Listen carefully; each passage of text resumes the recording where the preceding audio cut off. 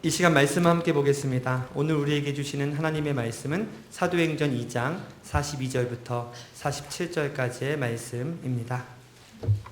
신약성경 190쪽입니다.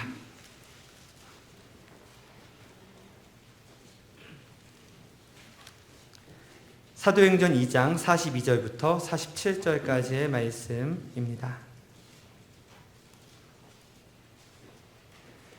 이제 말씀을 봉독합니다. 하나님의 말씀에 귀를 기울이시기 바랍니다.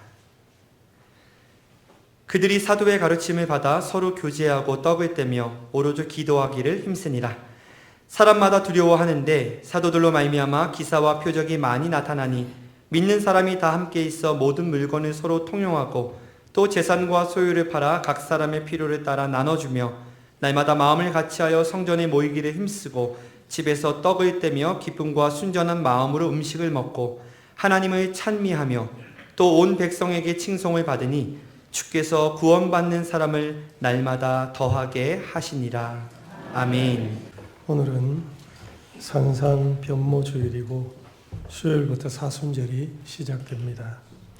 사순절은 성의 수요일부터 시작해서 부활주일 전날까지 평일 40일과 6번의 주일을 합해 46일간입니다. 전통적으로 교회는 사순절에 경건훈련을 했습니다. 새신자 양육, 세례자 교육을 했고 또 자신이 가지고 있는 것을 이웃을 위해 내놓고 베푸는 것을 실천했습니다. 그러므로 사순절을 통해 자기를 부인하고 자기 십자가를 지고 예수님을 따르는 경건 훈련을 해야 합니다. 욕심을 채우는 소비를 줄이고 모든 것이 가하나 모든 것이 덕을 세우지 않음을 알기에 성령의 인도 가운데에서 절제하며 이 땅에 오신 우리의 주 예수 그리스도를 본받는 절기가 되어야 합니다. 또 어제는 3.1절이었고 지난 수요일은 여전도의 주관으로 3.1절 기념 예배를 드렸습니다. 일본 제국주의의 힘과 폭력에 우리 민족은 침략당했고 그리고 차별과 무시, 학대와 착취를 받았으면 노예나 짐승처럼 취급되어 복종을 강요당했습니다. 이 수치를 결코 잊지 말아야 합니다. 지금도 세상에서 이러한 일이 심각하게 발생하고 있습니다. 힘을 앞세운 인간의 야만성, 죄의 폭력성이 드러나고 있습니다. 가진 힘을 약한 자를 섬김으로 선망과 칭송의 대상이었던 나라가 이제는 그 힘으로 약한 나라를 윽박지르고 위협하고 있습니다. 힘의 우위를 앞세워 약한 이를 유린한다면 사람이 동물과 다른 것이 무엇일까요? 힘을 앞세우니 각 나라가 군비 경쟁에 몰두하고 있습니다. 무기 구입을 위한 재정 지출이 어느 때보다 더 많아졌습니다. 지구 인류를 위해서 기후재난의 문제에 함께 힘을 합쳐야 하는데 그것은 뒷전이고 자국의 이익과 안전을 위해서 흩어지고 있습니다. 세계 평화를 위해 기도해야 합니다. 나라를 위해서도 기도해야 합니다. 나라의 지도자들이 사분오열해서 싸울 것이 아니라 백성을 위해서 마음을 합하고 공의를 회복해야 합니다. 이 일을 위해서 절실하게 기도해야 합니다. 오늘도 의로우신 하나님, 우리를 포로와 압제에서 구원하신 하나님을 예배하는 성도에게 주께서 그 마음과 뜻을 보여주시기를 축원합니다. 아버지께서 약속하신 성령이 오면 먼저는 권능을 받고 그리스도의 증인이 됩니다. 오순절에 기도하는 이들에게 성령이 임했습니다. 그러자 무슨 일이 일어납니까? 복음이 전해집니다. 이들이 각각 다른 언어로 말했고 이것이 계기가 되어 베드로가 복음을 전파합니다. 예수의 복음을 전하는 상황이 되도록 성령께서 이끄셨습니다. 그래서 성령의 임재, 역사, 충만이 일어나면 예수 이름이 드러나고 예수 이름이 전파되게 됩니다. 그리고 예수의 이름이 전해지면 믿는 자들도 생깁니다. 성령께서 이들이 새로운 공동체, 예수 공동체인 교회를 이루도록 하십니다. 이처럼 성령께서 복음이 전파되게 하시고 복음이 전파되면 예수를 믿는 자가 생깁니다. 이 예수를 믿는 것은 개인적입니다. 예수께서 요한복음 1장에 영접하는 자, 곧 그 이름을 믿는 자들에게는 하나님의 자녀가 되는 권세를 주셨으니 이는 혈통으로나 육정으로나 사람의 뜻으로 나지 아니하고 오직 하나님께로부터 난 자들이다 하셨습니다. 즉 구원은 개인적입니다. 내가 예수의 이름을 영접할 때, 내가 예수의 이름을 입으로 시인하고 마음으로 믿을 때 일어납니다. 이 일은 누가 대신할 수 없습니다. 강압적으로 되는 것도 아닙니다. 이 일에 혈통을 내세울 수 없습니다. 우리 집안이 5대, 6대째 신앙 가문이라 할지라도 내가 예수를 믿어야 합니다. 이 일에 육정을 내세울 수도 없습니다. 그 사람하고 무지무지 친합니다. 어려서부터 지금까지 알고 서로 돕고 살았습니다. 그렇게 친한 사람이 예수를 잘 믿기에 그 관계로 나도 구원받는다는 것은 있을 수 없습니다. 내가 구원의 이름 예수를 믿어야 합니다.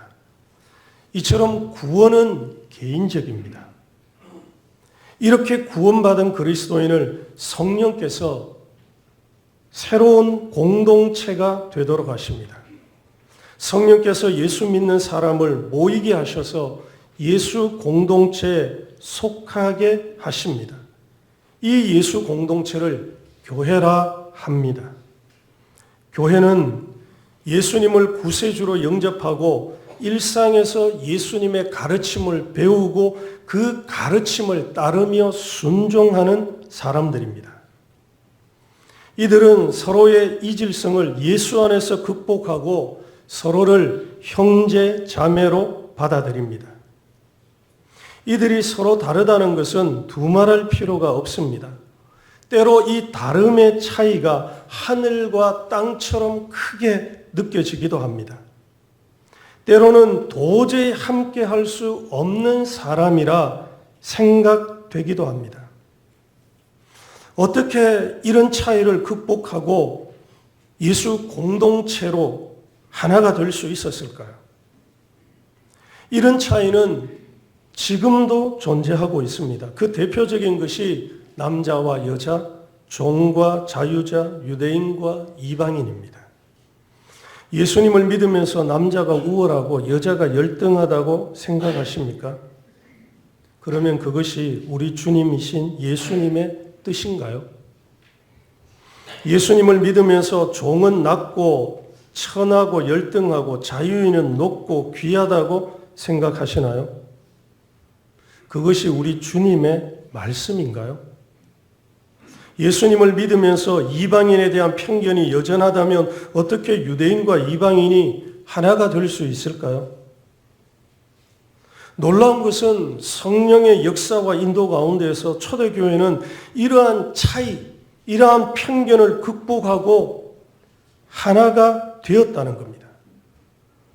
이것이 세상과 구별되는 예수 공동체 교회였습니다. 세상 사람들이 볼 때 이해가 되지 않습니다. 이방인과 유대인이 함께 모여 예배하게 교제하는 것은 낯설고 굉장히 생소합니다. 이런 경우를 거의 본 적이 없습니다. 있을 수 없는 일이 일어난 것이죠. 지금 우리나라가 진보와 보수가 극단적 갈등과 대립에 이르고 있습니다. 이 대립과 갈등이 얼마나 심각한지 집안에서 정치 이야기하지 말라고 하죠. 교회에서도 마찬가지죠.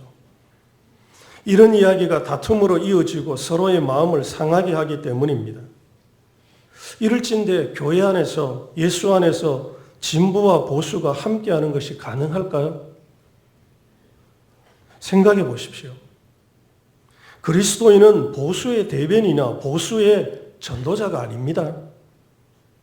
그렇다고 진보의 대변인이나 진보의 설파자도 아닙니다. 우리는 예수 그리스도 복음의 전파자이며 하나님 나라를 꿈꾸고 그 하나님 나라를 우리 안에서 성취하는 사람입니다. 그러므로 보수, 진보 진영의 논리에 소리 높이고 힘주어 말할 것이 아니라 성령의 인도를 받는다면 하나님 나라를 목소리 높여 이야기하고 복음의 선포자가 되어야죠. 복음의 증인이 되어 하나님께서 우리에게 주시길 원하시는 그 나라, 그 나라를 사람들에게 말하고 우리가 그 나라를 어떻게 하면 우리 안에서 순종해서 이룰 수 있을까를 함께 이야기하고 그리고 하나님 나라의 통치와 권세, 질서를 전해야 하는 거죠. 그런데 내 눈에 흙이 들어가기 전에는 진보를 용납할 수 없다고 하고 또 어떤 사람은 보수적인 사람과는 말이 통하지 않아, 대화가 되지 않아, 그런 사람과 상종해서 안 된다고 말하면 그 사람은 그리스도인일까요? 진보주의자일까요? 보수주의자일까요? 보수와 진보를 설파하며 교회 와서도 예수 이야기하고 한 주간의 삶을 함께 이야기하는 것이 아니라 정치 이야기, 보수 이야기, 진보 이야기 한다면 그 사람은 그리스도인이 아니라 자기 신념을 따르는 진보주의자나 보수주의자겠죠. 이것이 유대인과 이방인의 관계였습니다. 그러니까 유대인과 이방인들이 서로를 이렇게 싫어하고 함께 하지 않았다는 거죠. 보면 고개 돌리고 말도 섞어서 안 되고 악수하는 것. 그런 사람들과 손을 잡아 악수하기보다는 내 손을 잘라버리는 것이 차라리 낫다고 여기는 그런 사람들이죠. 그런데 성령께서 예수 안에서 이런 유대인과 이방인을 하나로 묶어주신 거죠. 예수 안에서 이런 주장과 선입견, 편견을 자기의 신념과 이념을 내려놓고 예수의 말씀을 배우고 따라 살게 하시는 거죠. 그래서 예수 공동체가 세상 사람들이 보기에는 너무 놀라웠습니다. 너무 신비로웠습니다. 마치 성삼위 하나님께서 일체로 존재하시는 것처럼 어떻게 저런 고양이와 개와 같이 모이기만 하면 다투고 으르렁거리는 사람들이 예수를 믿고 모여서 사이좋게 하나가 되어서 지낼 수가 있지. 이것이 예수 믿지 않는 사람들이 볼 때는 교회에 대한 신비였습니다. 놀라운 일이었죠. 어떤 모임에 가도 부자, 권력자는 힘 있는 사람은 대접을 받고 가난하고 연약하고 힘없는 사람은 푸대접 받는데 교회에 가면 서로를 향해서 형제, 자매라고 부르며 자기를 내려놓고 서로 존중하고 배려하고 섬기는 것을 보니 교회가 정말 이상한 겁니다. 어떻게 저렇게 다른 두 부류의 사람들이 함께 할 수 있냐는 거죠. 이것이 내 안에 사는 이가 예수 그리스도이기 때문이죠. 내 주장과 신념이 우선이 아니라 예수 그리스도의 말씀이 우선인 겁니다. 주님의 말씀에 내 욕심과 주장, 신념을 십자가에 못 박았기 때문에 일어나는 성령의 역사죠. 성령께서 그렇게 우리를 살도록 도우시고 이끄시는 겁니다. 그런데 어떤 사람은 나는 그런 사람과 만나기도 싫고요. 그런 관계를 가지면서 갈등, 대립의 단계를 밟는 것도 싫어요. 그래서 교회에서 사람들과 함께 하고 싶지 않아요. 라고 합니다. 충분히 이해합니다. 그러나 그것이 예수님을 구세주로 섬기는 바른 태도는 아닙니다. 그렇다면 성령께서 구원받은 사람을 교회로 모이게 하면 안 되죠. 그냥 알아서 살라고 말씀하셔야죠. 모이고 싶으면 모이고 싫으면 그만두라고. 아버지의 뜻이 아니라 네 뜻대로 살라고 하셨어야죠. 베드로가 복음을 전하고 3,000명이 회개했습니다. 3,000명은 어마어마한 숫자죠. 사도들이 감당할 수나 있을까요? 그러면 베드로가 여러분 예수를 믿어 이제 구원받았으니 각자 집으로 돌아가서 알아서 잘 사세요. 모이지 않아도 됩니다. 흩어보내야죠. 그런데 예수 믿는 신앙이 무엇입니까? 내 뜻이 아니라 아버지의 뜻을 따르는 거죠. 예수님의 주권, 예수님의 통치에 순종하는 겁니다. 그래서 이들이 모인 것이죠. 모이도록 함께하도록 계속 이끄시는 분이 성령님이기 때문입니다. 여러분, 신앙이 무엇입니까?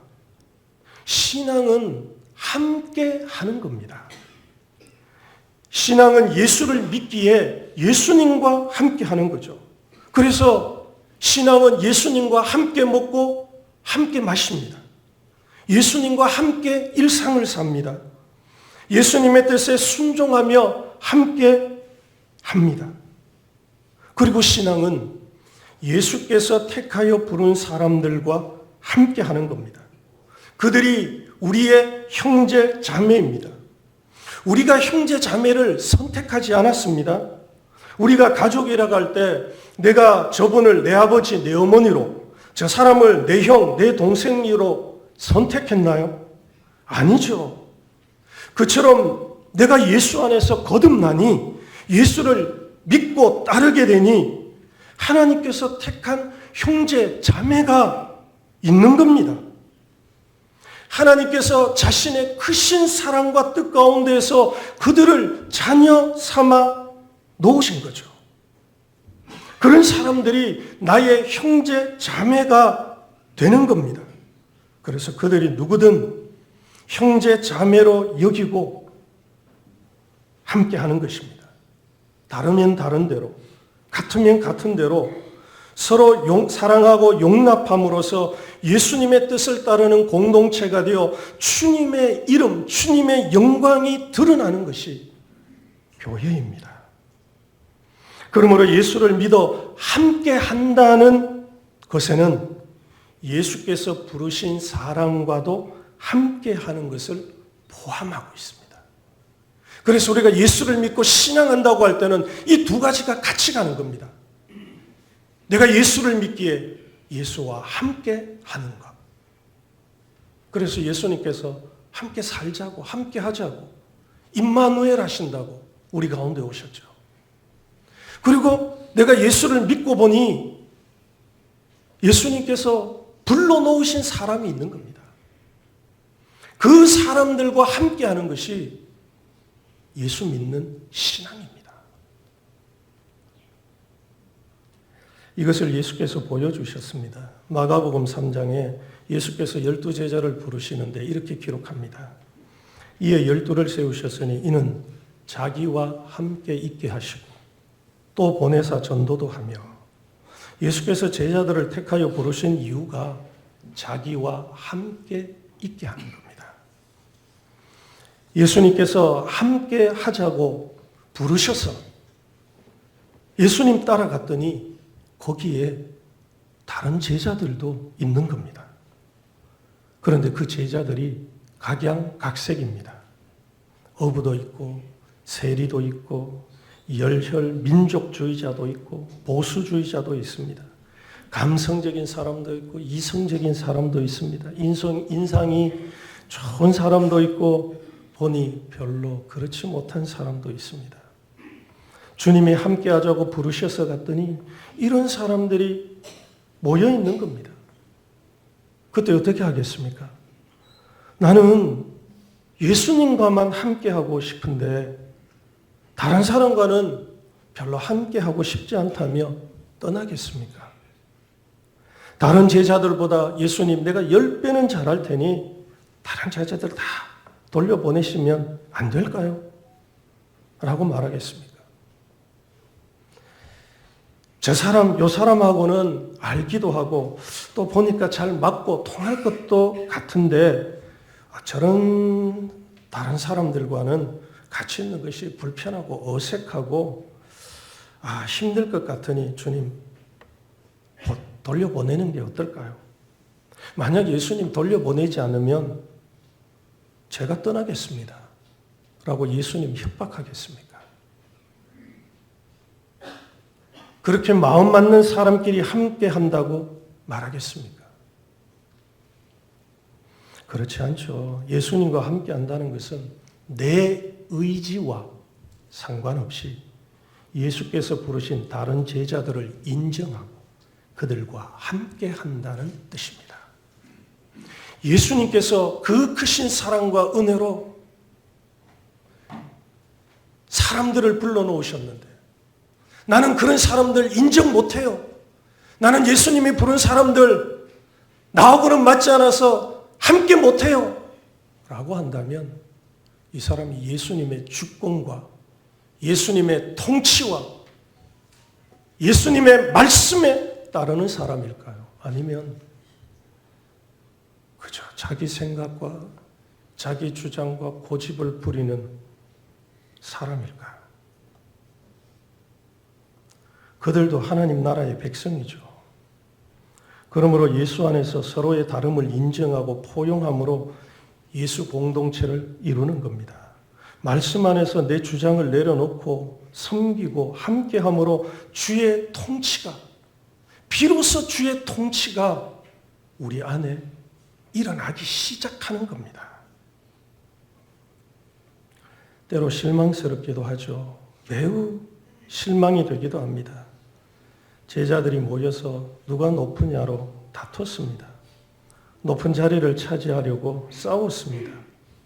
세상에서 좋은 자리 차지하려고 싸우는 것과 별반 다르지가 않아서 실망스럽습니다. 그것도 의로운 방법이라면 그나마 나온데 비방도 하고 뇌물도 쓰고 부끄러운 짓도 행하면서 그 자리를 차지하려고 하니 이것이 예수의 공동체인가 싶어 지극히 실망이 됩니다. 그렇다고 예수님께서 사랑하여 자비와 긍휼을 베풀려고 택하였더니 너희가 서로 높아지려고 싸움판이나 벌이냐라며 제자들을 쫓아내셨습니까? 앞으로는 모이지 말라고 하셨나요? 아니죠. 예수께서 이들을 참으시고 말씀 안에서 성장, 성숙하도록 도와주십니다. 하나님 나라에서는 누가 큰지 아느냐 가르쳐 주시죠. 그래서 42절에 그들이 사도의 가르침을 받아 이것이 가장 먼저 나오는 이유입니다. 우리는 예수님의 가르침을 배워야 합니다. 우리는 예수 믿기 전에 배운 것으로 가득 차 있습니다. 나름대로 자기 신념도 있고 주장도 있고 논리도 있고 세상의 숱한 경험도 가지고 있고 그리고 험한 세상을 살면서 잘 살 수 있는 나름대로 요령과 처세술도 이미 가지고 있죠. 그래서 교회에서 서로 부딪힙니다. 오해와 갈등, 다툼이 일어납니다. 제자들도 어떤 사람이 높은 사람인지 잘 알고 있습니다. 세상에서 그들은 어떤 사람이 높은 사람이라는 것을 교육받았고 그리고 어떤 사람이 높은 사람인지 그 높은 사람이 어떻게 권력을 행사하고 힘을 행사하는지도 이미 경험했습니다. 사람들을 부리고 명령하고 위세를 떨면서 그 위에서 온갖 일을 벌이는 것을 말이죠. 그래서 제자들도 서로 높은 자리를 차지하려고 싸우는 겁니다. 내가 저들보다 높은 사람이 되어 저들을 부리고 대접받고 하려는 거죠. 제자들의 이 다툼은 지금도 교회 안에서 계속 일어나고 있습니다. 그래서 교회가 실망스럽습니다. 어떻게 예수님을 믿으면서 자신이 먼저 좋은 것을 차지하고 하나라도 더 얻으려고 욕심을 내는지 말이죠. 어떤 일이 있으면 뒤에서 수근수근거리고 비방, 험담하는 소리가 사라지지가 않습니다. 제자들도 어떻게 저럴 수 있는가? 서로에게 실망했을 겁니다. 그래서 이들이 예수님을 떠나갔나요? 예수님, 야고보와 요한의 모습에 정말 실망했어요. 어떻게 저렇게 뒤통수 칠 수 있죠? 그렇지 않을 것처럼 있더니 먼저 예수님 좌편 우편에 앉게 해달라고 하다니요. 그건 아니죠. 이들이 예수님께 뭘 배운 거죠? 예수님은 자기를 비우고 자기를 낮추시고 이 땅에 오셔서 사람들의 친구가 되어주시고 죄인들의 친구가 되어주시고 낮고 연약한 사람들을 돌보시며 그들에게 가셔서 함께 하시고 그리고 심지어 자기 생명까지 내어주셨는데 아니 도대체 이들은 뭘 배우고 뭘 따르고 있는 거죠? 예수님을 따르는 것이 맞나요? 예수님을 믿는 것이 맞나요? 이들과 나하고는 수준이 맞지 않아요. 그래서 이런 사람들과 함께 하지 못하겠습니다. 그러면 예수님을 떠나갔나요? 아니죠. 제자들은 예수님을 떠나지 않았습니다. 이들이 예수님을 떠나지 않았다는 것은 다른 제자들과 함께함을 계속했다는 뜻입니다. 이렇게 제자들과 함께하기 위해서 필요한 것이 있습니다. 뭘까요? 헨리 나우엔의 실천하는 영성이라는 책에 이런 글이 하나 있습니다. 공동체를 풍성하게 하기 위해서 어떻게 해야 할까? 무엇보다 창조적인 공동체를 만들어야 한다. 이를 위해서 우리 언어를 주님의 언어로 바꿔야 한다. 이 언어는 서로 용납하고 반응하는 언어다. 따뜻한 말은 우리를 하나로 묶는다. 우리 언어가 바뀔 때 우리는 모두 공동체 안에서 하나가 된다. 하지만 공동체가 당신에게 언제나 기쁨을 주지는 않는다. 때로는 공동체 구성원 때문에 힘들 수도 있다.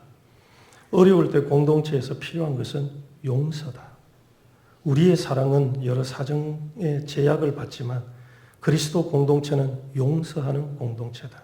우리는 하나님이 아니기 때문에 서로 용서할 필요가 있다. 라고 했습니다. 아니, 십자가의 핵심이 용서하는 사랑이잖아요. 하나님이 용서하시는 분이죠. 우리는 완전하지 않기에 내가 상처를 받고 나도 상처를 줍니다.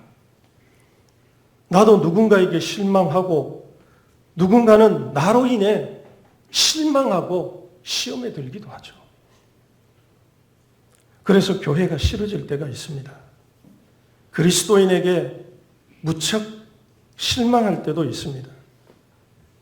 그래도 성령께서는 그리스도인들을 모이게 하십니다. 그리고 예수 안에서 서로 사귀도록, 교제하도록 이끄십니다. 그래서 우리 교회가 구역 모임과 소모임을 합니다.